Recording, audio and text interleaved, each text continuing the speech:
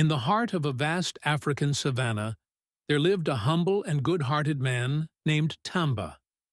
Tamba was known across the land for his generosity and unwavering sense of justice. No matter the situation, he was always willing to lend a hand to those in need, whether it was feeding the hungry, sheltering the homeless, or helping the sick. His heart was as vast as the sky, and his actions were as constant as the river's flow. One hot afternoon, while Tamba was walking through the forest to gather firewood for his family, he stumbled upon a wounded lion caught in a hunter's trap. The great beast roared in pain, its massive body struggling to free itself from the metal jaws of the trap.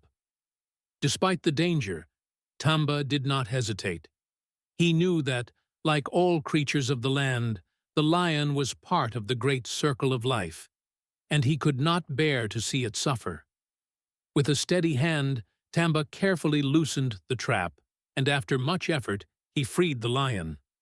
The creature, though weakened and angry, looked at Tamba with fierce eyes but did not attack. Instead, it limped off into the forest, its dignity intact. Tamba, with a kind smile, simply watched the lion disappear into the trees. The next day, as Tamba was working in his fields, a stranger arrived at his home. The man was tall, well-dressed, and wore an air of mystery about him. He introduced himself as a traveler from far away, seeking food and rest. Tamba welcomed the man warmly, offering him water and a meal. "Rest here as long as you like," he said. "There is always a place for a traveler in my home." The stranger thanked him, and over the next few days, they spent much time talking. Tamba shared stories of his life, his family, and his love for the land. The traveler, though grateful for the hospitality, never revealed much about himself. He often spoke of great riches, of power, and of how he had traveled from kingdom to kingdom, always seeking more. One evening, as the two sat by the fire, the traveler looked at Tamba with a strange gleam in his eye. "You are a good man," the traveler said. "You have a heart full of kindness, and it is rare to find such a soul these days." Tamba smiled, not thinking much of the comment. "I believe that good deeds should be done without expectation of reward," he said humbly. The traveler's smile faded, and he stood up.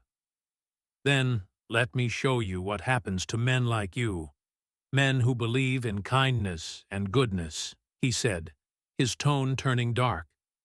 Before Tamba could react, the traveler revealed his true identity.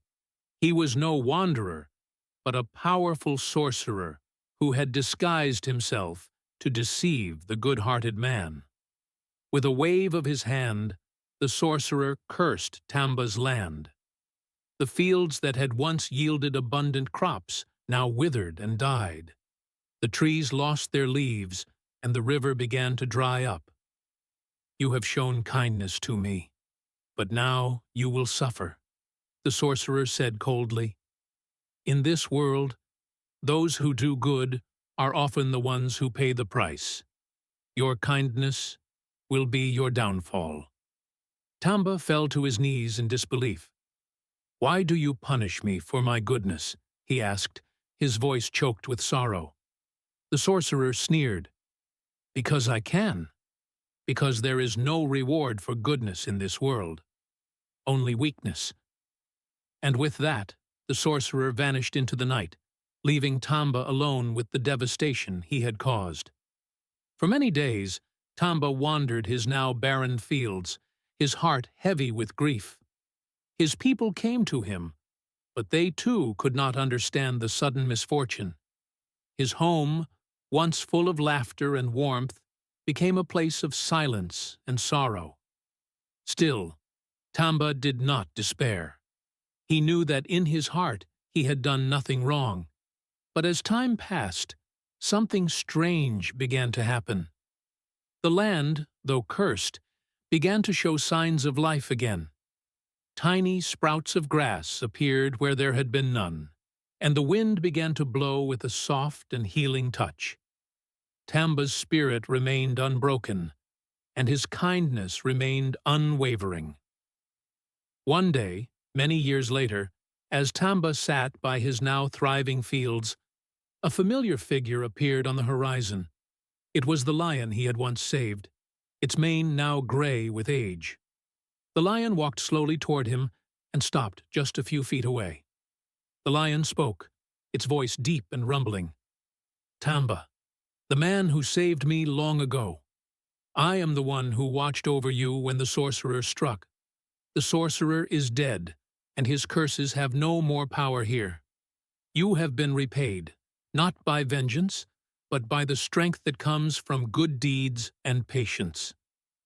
Tamba looked into the lion's eyes, and he understood.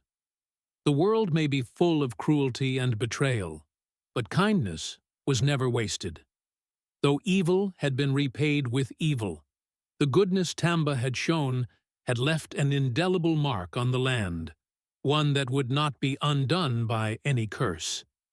As the lion turned and walked away, Tamba realized that evil, though it might appear to win in the short term, could not overcome pure goodness.